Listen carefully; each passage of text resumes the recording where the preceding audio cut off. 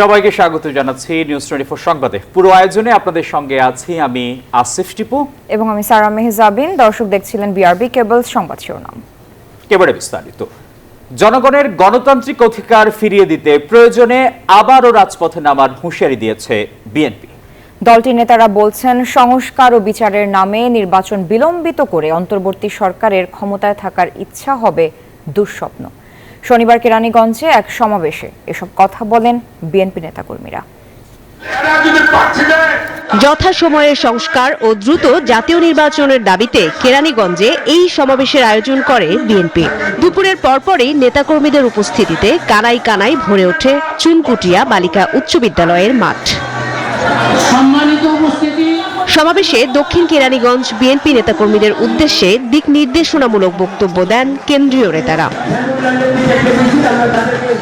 যারা নির্বাচন বিলম্বিত করতে চায় কিংবা আনুপাতিক ভোট চায়, নির্বাচনে দাঁড়ালে তাদের জামানত থাকবে কিনা সেই প্রশ্ন তোলেন বিএনপির স্থায়ী কমিটির সদস্য সালাউদ্দিন আহমদ। বলেন, সুষ্ঠু নির্বাচনের দাবিতে প্রয়োজনে আবারও রাজপথে নামবে বিএনপি। যদি কেউ স্বপ্ন দেখে থাকেন বিনা বুটে বিভিন্ন বাহানায় সংস্কার বিচারের বাহানা দিয়ে আপনারা অনবরত অনির্দিষ্টকালের জন্য ক্ষমতায় থেকে যাবেন, সেটা দুঃস্বপ্নে পরিণত হবে। বিভিন্ন রকমের কথা শুনি সংস্কার হচ্ছে একটি চলমান প্রক্রিয়া, মধ্যমেয়াদী সংস্কার, দীর্ঘমেয়াদী সংস্কার হবে, কিন্তু আমরা বলেছি এখনই তাৎক্ষণিক স্বল্পমেয়াদী সংস্কার করে নির্বাচনের জন্য যা যা প্রয়োজন সেই সংস্কারগুলো সাধন করে নির্বাচন দিতে হবে অতি শীঘ্রই। স্থায়ী কমিটির সদস্য গয়েশ্বরচন্দ্র রায় বলেন, সংস্কারের নামে কোনো কুসংস্কারের মাধ্যমে জনগণের অধিকার ভুলুণ্ঠিত হলে কোনো নেতাকর্মী ঘরে বসে থাকবে না। নির্বাচন দরকার, নির্বাচিত সরকারের পক্ষে একটা পরিকল্পনা করতে পারে, সেটা এক মেয়াদে হবে না, 2 মেয়াদ 3 মেয়াদেও লাগতে পারে, কিন্তু শুরুটা করতে হবে।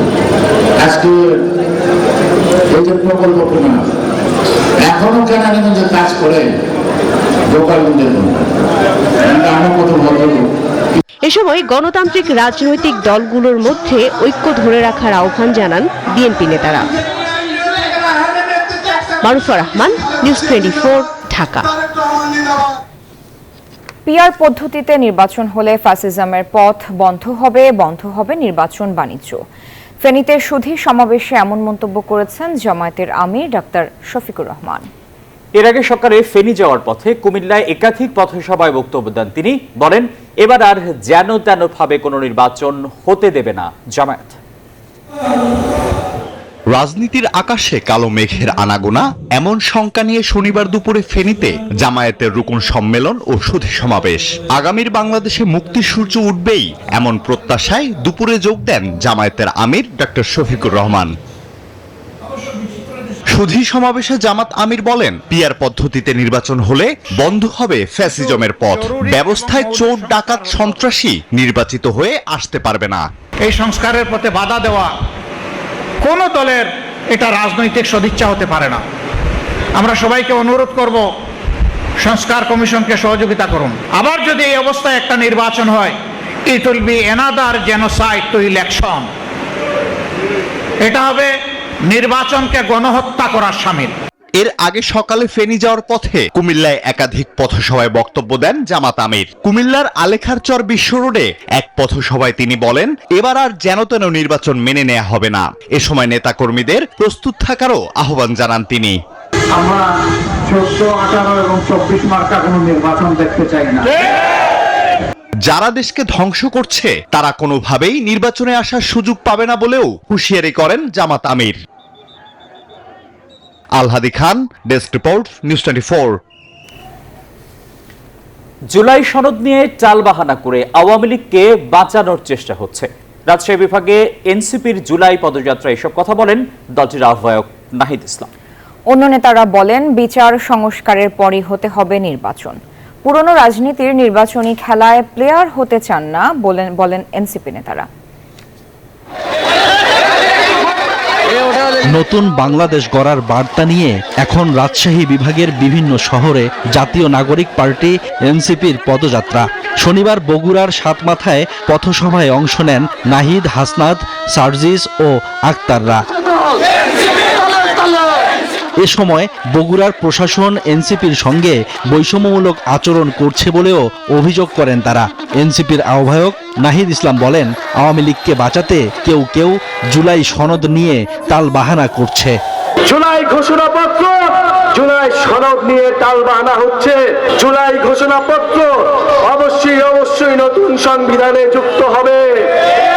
জুলাই কেবল কোনো আবেগের বিষয় নয়, জুলাই আমাদের রাজনৈতিক ইস্তেহার। জুলাই সনদের গুরুত্ব তুলে ধরে সার্জিস আক্তাররা বলেন, বিচার সংস্কারের পরই হতে হবে নির্বাচন। পুরনো রাজনীতির নির্বাচনী খেলায় তারা প্লেয়ার হতে চান। আওয়ামী লীগকে বাংলাদেশের রাজনীতিতে কেউ যদি পুনর্বাসিত করতে চায়, তাদের বিরুদ্ধে এই বগুড়াবাসী প্রতিরোধ করে তুলবে। নেতারা আরো বলেন, শুধু ক্ষমতা বা দলের পরিবর্তন নয়, দেশের রাজনৈতিক ব্যবস্থা ও মাফিয়া দুর্নীতিবাজ সিস্টেমের পরিবর্তন করতে হবে। দেশ গঠনে জুলাই পদযাত্রা, 3টি লক্ষ্য: বিচার, সংস্কার এবং রাষ্ট্র গঠন। ঐক্যবদ্ধ থাকতে হবে। জুলাইয়ের সকল শক্তি ঐক্যবদ্ধভাবে আমরা পরবর্তী বাংলাদেশ বিনির্মাণ করব। দেশ গড়তে জুলাই পদযাত্রার পঞ্চম দিনে বগুড়া, জয়পুরহাট ও নওগাঁয় পথযাত্রা করছে এনসিপি। Desk report, news 24। দলীয় প্রতীক হিসেবে শাপলা নিয়ে এবার দ্বন্দ্বে জড়ালো নাগরিক ঐক্য, জাতীয় নাগরিক পার্টি এনসিপি। একই দাবিতে দুটি দলই আবেদন করেছে নির্বাচন কমিশনে। এদিকে শাপলা দেশের জাতীয় প্রতীক হওয়ায় কোনো দলকে এই প্রতীক দেয়া কতটা যৌক্তিক তা নিয়ে প্রশ্ন তুলেছেন বিশেষজ্ঞরা। অন্তরা বিশ্বাসের রিপোর্ট।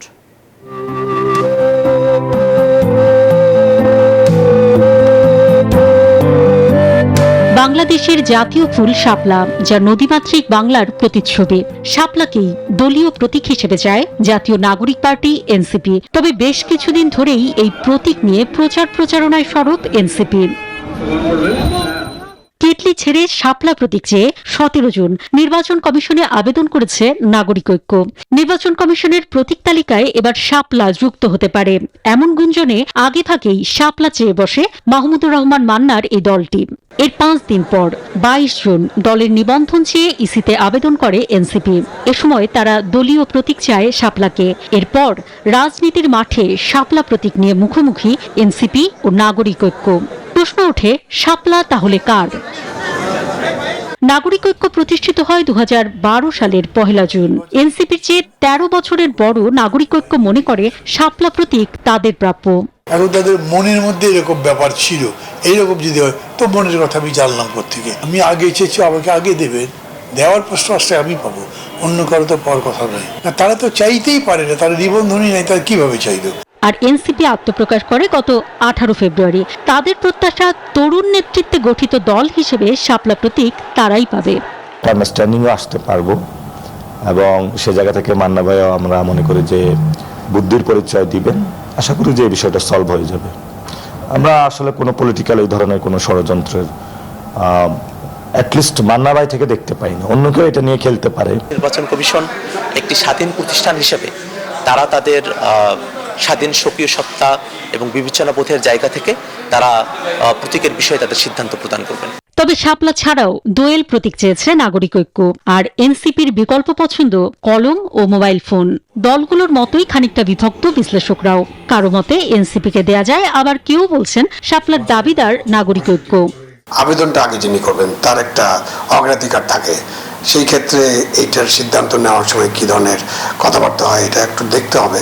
এবং এই ব্যাপারে নির্বাচন কমিশন স্বাধীন এবং তারা তাদের মতো করে সিদ্ধান্ত নেবেন। এর সাথে সরকারের কিছু করণীয় নেই। যেহেতু জাতীয় প্রতীকের অংশ এবং জাতীয় প্রতীকটা ডিল করে ক্যাবিনেট, ইলেকশন কমিশনের উচিত হবে ক্যাবিনেটের মতামত নেওয়া যে শাপলাকে কোনো দলের প্রতীক বা নির্বাচনের প্রতীক হিসেবে অন্তর্ভুক্ত করা যায় কিনা। সেটা চাও আমার কাছে একটু ইনডিসেন্ট মনে হচ্ছে, যে কেন তারা হঠাৎ করে, যেহেতু অন্য একটা পলিটিক্যাল পার্টি এনসিপিটা চাচ্ছে, অনেকদিন ধরেই চাচ্ছে এবং এটা নিয়ে ক্যাম্পেইন করছে, বিভিন্ন জায়গায় বলা বলি করছে, আলাপ আলোচনা হচ্ছে, তাহলে হঠাৎ করে মাঝখান থেকে অন্য একটা পার্টি কেন চাবে? এদিকে বাংলাদেশের জাতীয় মনোগ্রামে শাপলা থাকায় তা কোনো দলকে প্রতীক হিসেবে আদৌ দেয়া যাবে কিনা তা নিয়েও আছে ঢের বিতর্ক। তো ওই আলোচনা যখন যাই আমরা, তখন ধানের শিশু আমাদের জাতীয় প্রতীকে আছে, তো সেটা নিয়ে কথা হয়। অন্তরা বিশ্বাস, নিউজ 24, ঢাকা। আন্তর্জাতিক অপরাধ ট্রাইব্যুনালে দণ্ডিতরা নির্বাচনে অংশ নিতে পারবেন না বলেছেন অ্যাটর্নি জেনারেল মোহাম্মদ আসাদুজ্জামান। শনিবার রাজধানীতে এক অনুষ্ঠানে এ কথা বলেন তিনি। অ্যাটর্নি জেনারেল বলেন, নিষিদ্ধ আওয়ামী লীগকে সহযোগিতাকারীরাও অপরাধী। ছাত্র জনতার জুলাই অভ্যুত্থানের মুখে ৫ আগস্ট দেশ ছেড়ে পালিয়ে যান সাবেক প্রধানমন্ত্রী শেখ হাসিনা। জুলাই হত্যার ঘটনায় এখন ট্রাইব্যুনালে বিচারের মুখোমুখি শেখ হাসিনা সহ আওয়ামী লীগের মন্ত্রী, এমপি ও নেতাকর্মীরা। এর মধ্যে আইন শৃঙ্খলা পরিস্থিতির অবনতি হয়েছে, বড় হয়ে উঠেছে কথিত মব। এজন্য পতিত আওয়ামী লীগকে দুষছে জুলাই অভ্যুত্থানে রাজপথে থাকা দলগুলো। এমন পরিস্থিতিতে ৫ আগস্ট পরবর্তী সময়ে রাজনৈতিক অস্থিরতা তৈরির অভিযোগে আওয়ামী লীগের কার্যক্রম স্থগিত করে সরকার। শনিবার রাজধানীর এক অনুষ্ঠানে অ্যাটর্নি জেনারেল মোহাম্মদ আসাদুজ্জামান বলেছেন, ট্রাইব্যুনালে দণ্ডিত হলে নির্বাচনে অংশ নিতে পারবেন না আওয়ামী লীগ। এই নিষেধাজ্ঞাটা আইনের আওতায়, আইনের প্রয়োগে স্থায়ী নিষেধাজ্ঞা হিসেবে এসেছে। আন্তর্জাতিক অপরাধ ট্রাইব্যুনালের যে আইন, সেই আইনে একটি সংগঠনেরও বিচার করার সুযোগ আছে। ফ্যাসিস্ট সরকার মানুষ হত্যা করেছেন, খুন করেছেন, গুম করেছেন, এবং সেই সরকারের যে রাজনৈতিক সংগঠন, তার নাম বাংলাদেশ আওয়ামী লীগ। আইনে বলা হচ্ছে সেই সংগঠনেরও বিচার করার ক্ষমতা আছে। অ্যাটর্নি জেনারেলের মতে, দেশে মব ভায়োলেন্স নিয়ন্ত্রণ করতে নাগরিকদের ভূমিকা সবার আগে প্রয়োজন, নইলে এই মব জুলাই আন্দোলনের সকল অর্জনকে নষ্ট করে দেবে। মব সন্ত্রাস যেটা হচ্ছে ১৭ বছরে মানুষের মধ্যে পুষে রাখা ক্রোধ, এই ক্রোধ জুলাই বিপ্লবের সাথে যায় না। জুলাই চেতনাকে ধারণ করে আপনারা এমন একটি ভাবে এদের বিচারের দাবি তুলুন, যে বিচারের দাবি তুললে বিচার সংশ্লিষ্ট সকলেই যথাযথ আইনি ব্যবস্থা গ্রহণ করবেন। তিনি বলেন, বাংলাদেশে সুশাসন প্রতিষ্ঠায় সবার আগে এগিয়ে আসতে হবে নাগরিকদের। এর বত্তাই ঘটলে জুলাইয়ের চেতনা বাস্তবায়ন সম্ভব নয়। আমরা নিরন্তর সংগ্রাম করে যাচ্ছি। সুকন্যা আমির, নিউজ 24, ঢাকা। নিউজ 24 সংবাদে এই সময় হলো একটা বিরতির। আরো খবর নিয়ে ফিরছি, সাথে থাকুন। আমন্ত্রণ আরেকবার। দেখছেন নিউজ 24 সংবাদ। গত 15 বছরে সাংবাদিকতা নিয়ে জাতিসংঘের তত্ত্বাবধানে তদন্ত হবে বলে জানিয়েছেন প্রধান উপদেষ্টার প্রেস সচিব Shafiqul Alam. Broadcast journalist center BJC সেমিনারে এ মন্তব্য করেন তিনি। এ সময় সাংবাদিকদের ন্যূনতম বেতন 30,000 টাকা করার আহ্বান জানান প্রেস সচিব। বিগত 15 বছর গণভবন ছিল ক্ষমতার কেন্দ্র। উন্নয়নের বয়ানে ধামাচাপা পড়ে রাজনীতি। সে সময়গুলোতে কতটা স্বাধীন ছিল গণমাধ্যম? এসব প্রশ্নের উত্তর খুঁজতে গণমাধ্যম সংস্কার কমিশনের প্রতিবেদনের বিভিন্ন দিক নিয়ে শনিবার রাজধানীতে সেমিনার করে সম্প্রচার সাংবাদিক কেন্দ্র বিজেসি। অনাস্থা রেখে একাডেমিক আলোচনা দিয়ে সংস্কার প্রক্রিয়া খুব একটা সফল হবে না, এবং এইটা দিয়ে রাষ্ট্রের যে গণতান্ত্রিক প্রক্রিয়ার উত্তরণ, সেটাও খুব একটা আলোর মুখ দেখবে না। সংস্কার কমিশনের যে প্রস্তাবনাগুলো দ্রুত বাস্তবায়নযোগ্য, সেগুলোকে উনি প্রায়োরিটি দিবেন এবং সরকারকে বাধ্য করবেন। সরকার, রাজনৈতিক দল এরা কখনোই সব সময় সাংবাদিক বা সংবাদ মাধ্যমের পক্ষে থাকবে, এটা ভাববার কোনো কারণ নাই। গণমাধ্যম আছে কেন? যদি মানুষ আমাকে বিশ্বাস না করে, আমার কথা না শোনে, কাজে এটা সবচেয়ে বড় চ্যালেঞ্জ কিন্তু আমার সামনে। প্রধান উপদেষ্টার প্রেস সচিব শফিকুল আলম বলেন, বাংলাদেশের সাংবাদিকরা গত 15 বছর সরকার দ্বারা নিয়ন্ত্রিত ছিল। গত 15 বছরের সাংবাদিকতার তদন্ত হবে বলেও জানান তিনি। এখন আপনি গত 15 বছরের যে জার্নালিজম, সেটা নিয়ে কিন্তু আমরা কোনো আলাপই করছি না। সেটা নিয়ে আমার মনে হয় যে অনেস্ট আলাপ হওয়া উচিত। সেটা নিয়ে আমরা যেটা করছি, আমরা ইউএনকে লিখছি, ইউএনকে বলছি যে আপনারা বাইরের এক্সপার্ট দেন, দেশ দেখুক যে কী ধরনের জার্নালিজম হয়েছে। তিনি বলেন, কোনো এজেন্সি যেন গণমাধ্যমকে ভয় দেখাতে না পারে সে বিষয়ে ব্যবস্থা নেওয়া হয়েছে। তিনি আরও বলেন, বর্তমানে গণমাধ্যম স্বাধীন এবং এতে সরকার ন্যূনতম হস্তক্ষেপ করছে না। আমরা চাই বাংলাদেশে প্রেস ফ্রিডমটা ইনস্টিটিউশনালাইজড হোক। গত 15 বছর না, আমাদের তো অনেক পুরনো অনেক সমস্যা আছে, সবগুলো সেই জন্য নতুন করে লিখতে পারে, ভয়ের কোনো পরিবেশ না থাকতে পারে। এ সময় সাংবাদিকদের ন্যূনতম বেতন 30,000 টাকা করার কথাও বলেন প্রধান উপদেষ্টার প্রেস সচিব। অনেক কিছুই আমরা অলরেডি ইমপ্লিমেন্ট করেছি। অন্তরা বিশ্বাস, নিউজ 24, ঢাকা। সহজে ঔষধ পাওয়ার লক্ষ্যে সারা দেশে ফার্মেসি নেটওয়ার্ক গড়ে তোলার পরিকল্পনা করছে সরকার। প্রাথমিকভাবে সরকারি 700 হাসপাতালে এই ফার্মেসি করা হবে। পাশাপাশি অত্যাবশ্যকীয় ওষুধ বেশি পরিমাণে উৎপাদনে জোর দিচ্ছে সরকার।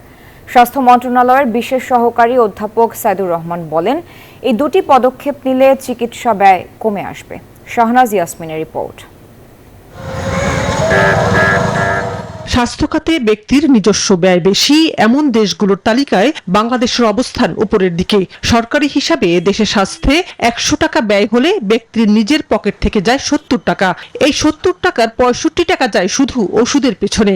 বিশেষজ্ঞরা বলছেন, ওষুধের পিছনে ব্যয় কমানো সম্ভব হলে দেশের মানুষের চিকিৎসার ব্যয় কমবে। এমন অবস্থায় মানুষের চিকিৎসা ব্যয় কমানোর উদ্যোগ অন্তর্বর্তী সরকারের। এজন্য গড়ে তোলা হচ্ছে ফার্মেসি নেটওয়ার্ক। স্বাস্থ্য মন্ত্রণালয়ের তথ্য অনুযায়ী দেশের 429টি উপজেলা হাসপাতাল, 59টি জেলা এবং সদর হাসপাতাল, 35টি সরকারি মেডিকেল কলেজ হাসপাতাল এবং 21টির মতো বিশেষায়িত হাসপাতালে প্রাথমিকভাবে ফার্মেসি নেটওয়ার্ক গড়ে তোলা হবে। মন্ত্রণালয়ের বিশেষ সহকারী অধ্যাপক সাইদুর রহমান বলেন, অনেক হাসপাতালে ফার্মেসি আছে, যেগুলোতে আছে সেগুলোকে প্রয়োজন মতো বড় বা আধুনিক করা হবে। যেসব হাসপাতালে নেই সেখানে দ্রুতই ফার্মেসি গড়ে তোলা হবে। দেশে যে বিরাজিত ওষুধ বিতরণ বন্দোবস্ত, সেখানে 2.5-3 লক্ষ যে ওষুধের দোকান, এগুলো যে মাত্রার অপ্রশিক্ষিত বা যে মাত্রার শিক্ষা দীক্ষা ব্যাকগ্রাউন্ডের মানুষকে দিয়ে পরিচালিত হয়, সেটা একটা দেশের স্বাস্থ্য ব্যবস্থার জন্য হুমকি স্বরূপ। গ্র্যাজুয়েট ফার্মাসিস্টদের উপস্থিতিতে ফার্মেসি পরিচালিত হবে। প্রাথমিকভাবে ভালো উদাহরণটা তৈরি করতে চায় সরকার। সরকার তার নিজস্ব স্থাপনা, সেটা বড় হাসপাতাল, মাঝারি বা ছোট হাসপাতাল হোক, সরকার তার নিজস্ব স্থাপনাতে এই ফার্মেসিগুলোকে রেখে ফার্মাসিস্টের তত্ত্বাবধানে ওষুধ বিতরণ ব্যবস্থা চালু করবে। এছাড়া সরকারের অন্যান্য স্বাস্থ্য প্রতিষ্ঠানেও বড় বড় শহরে ভাড়া বাড়িতে ফার্মেসি হবে। এসব ফার্মেসি সপ্তাহে 7 দিন 24 ঘন্টা খোলা থাকবে। পাশাপাশি বেসরকারি ফার্মেসিগুলো চলবে আগের মতোই। এতে ওষুধের প্রাপ্যতা আরো বাড়বে। মানুষের ওষুধের প্রাপ্যতা বাড়লে আমরা জানি যে স্বাস্থ্য খাতের সবচেয়ে বড় ব্যয়টা হচ্ছে ওষুধের। অতএব ওষুধ খাতে যখন তার ব্যয় কমতে থাকবে, এটাই মানুষকে আসলে অনেক বেশি নিরাপত্তা দিবে। এর সঙ্গে যুক্ত করতে চাচ্ছি আমরা যে অত্যাবশ্যক ওষুধগুলো সরকার দায়িত্ব নিতে চায় পর্যায়ক্রমে। তার যতই আর্থিক সামর্থ্য বাড়তে থাকবে, সে পর্যায়ক্রমে আরো বেশি ওষুধের দায়িত্ব গ্রহণ করবে। সরকার তার সকল নাগরিকের কাছে অত্যাবশ্যক ওষুধ বিনামূল্যে পৌঁছে দিতে চায়। হাসপাতাল ফার্মেসিতে 3 ধরনের দামের ওষুধ রাখার কথাও হচ্ছে। এক ধরনের ওষুধ পাওয়া যাবে সম্পূর্ণ বিনামূল্যে, কিছু ওষুধ পাওয়া যাবে ভর্তুকি মূল্যে, কিছু ওষুধ পাওয়া যাবে বাজার মূল্যে। প্রতিযোগিতার মাধ্যমে এই বাজার মূল্য ঠিক করা হবে। সরকার কম্পিটিটিভনেস মানে অনেক প্রতিযোগিতামূলক মূল্যে মানসম্মত ওষুধ কিনতে পারবে। শাহনাজ ইয়াসমিন, নিউজ 24, ঢাকা। সংবাদের সময় হলো আরেকটি বিরতির। আমাদের সঙ্গেই থাকুন। আমন্ত্রণ আরেকবার। দেখছেন নিউজ 24 সংবাদ। জনসংশ্লিষ্টতার অভিযোগে আটক 36 বাংলাদেশির বিষয় মালয়েশিয়াকে তদন্তে সহযোগিতা করবে ঢাকা। শনিবার এক বিজ্ঞপ্তিতে একথা জানিয়েছে পররাষ্ট্র মন্ত্রণালয়। এতে জানানো হয়, আটককৃতদের বিরুদ্ধে আনা অভিযোগ সম্পর্কিত তথ্য দিতে কুয়ালালামপুরকে অনুরোধ করা হয়েছে। আটক ব্যক্তিদের মধ্যে 5 জনের বিরুদ্ধে মালয়েশিয়ার আদালতে আনুষ্ঠানিক অভিযোগ দায়ের করা হয়েছে। বাকিদের বিষয় তদন্ত বা দেশে ফেরত পাঠানোর প্রক্রিয়া চলছে।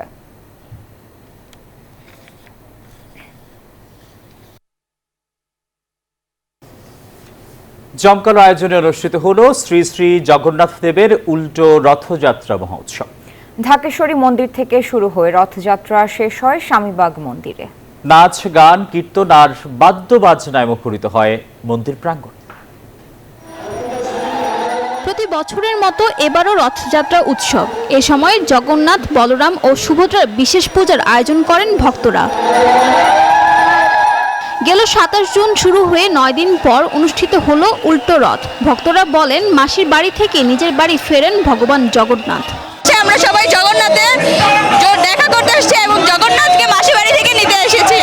ভগবানের চরণের সেবা আমি জন্ম জন্মান্তরে নিজেকে থাকতে পারি। জয় জগন্নাথ। এখানে এসে সত্যি খুব খুশি এবং সব জায়গায় মোটামুটি দেখে এত মানুষদের ভালো লাগছে।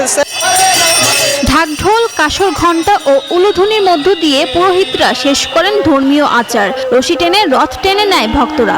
একটা সুষ্ঠু শৃঙ্খলাবদ্ধভাবে সমাজ গঠন করে, সেটাই চাইলাম, যাতে ধর্ম নির্বিশেষে সবার মঙ্গল করে, প্রত্যেক জীবের যেন মঙ্গল করে, এটাই চেয়েছি, আর দেশের শান্তি কামনা চেয়েছি। উৎসব ঘিরে আয়োজিত আলোচনায় অংশ নেন প্রাথমিক ও গণশিক্ষা উপদেষ্টা অধ্যাপক ডক্টর বিধান রঞ্জন রায় পোদ্দার।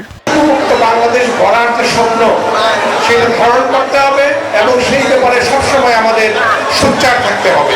আমি আপনাদের কাছে সেই আহ্বান জানাচ্ছি। প্রায় 400 বছরের এই ঐতিহ্য ভবিষ্যতেও ধরে রাখতে চান সনাতন ধর্মাবলম্বীরা। ফারজানা রিয়া, নিউজ 24, ঢাকা। এবার আন্তর্জাতিক প্রসঙ্গ। যুক্তরাষ্ট্রের টেক্সাসে আকস্মিক বন্যায় এখনো নিখোঁজ 20 শিশু। তাদের সন্ধানে চলছে জোর তৎপরতা। শনিবার হঠাৎ করেই রাজ্যটির কেয়ার কাউন্টিতে ভয়াবহ বন্যা দেখা দেয়। কেটে প্রাণ হারিয়েছেন অন্তত 24 জন। অঞ্চলটিতে জরুরি অবস্থা জারি করা হয়েছে। সর্বাত্মক সহায়তার ঘোষণা দিয়েছেন president Donald Trump.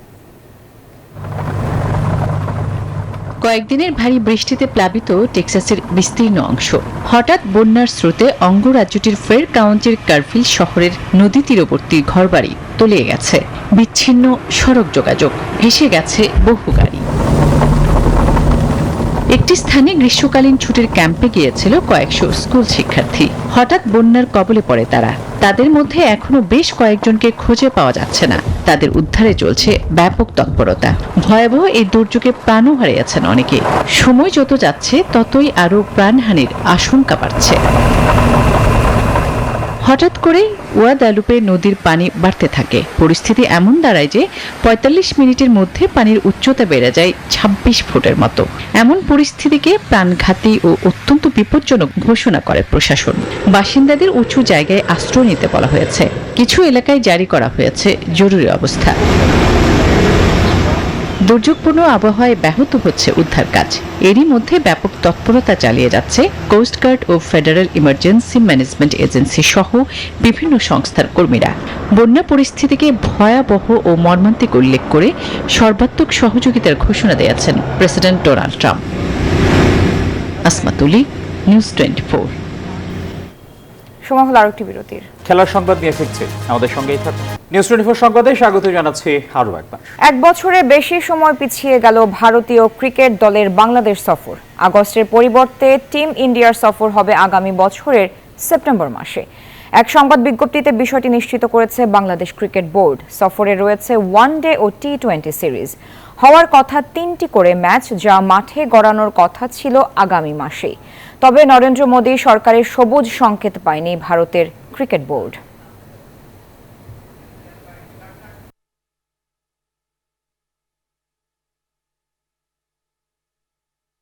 FIFA club বিশ্বকাপে সেমিফাইনালে ওঠার লড়াইয়ে হাই ভোল্টেজ ম্যাচে রাতে মাঠে নামবে পিএসজি ও বায়ার্ন মিউনিখ। আরেক ম্যাচে বরুশিয়া ডর্টমুন্ডের প্রতিপক্ষ রিয়াল মাদ্রিদ। আটালান্টার মার্সেডিস বেঞ্জ স্টেডিয়ামে পিএসজি বায়ার্ন ম্যাচ রাত 10টায়। শেষবারের দেখায় চ্যাম্পিয়ন্স লিগে এই বায়ার্ন মিউনিখের কাছেই হেরেছিল ইউরোপিয়ান চ্যাম্পিয়নরা। এদিকে বরুশিয়া ডর্টমুন্ডের বিপক্ষে রিয়াল মাদ্রিদের লড়াই রাত 2টায়। ক্লাব বিশ্বকাপে এখনও অভিষেকের অপেক্ষায় আছেন কিলিয়ান এমবাপে। তবে ফরাসি তারকা মাঠে নামতে পারবেন কিনা তা নিয়ে রয়েছে অনিশ্চয়তা।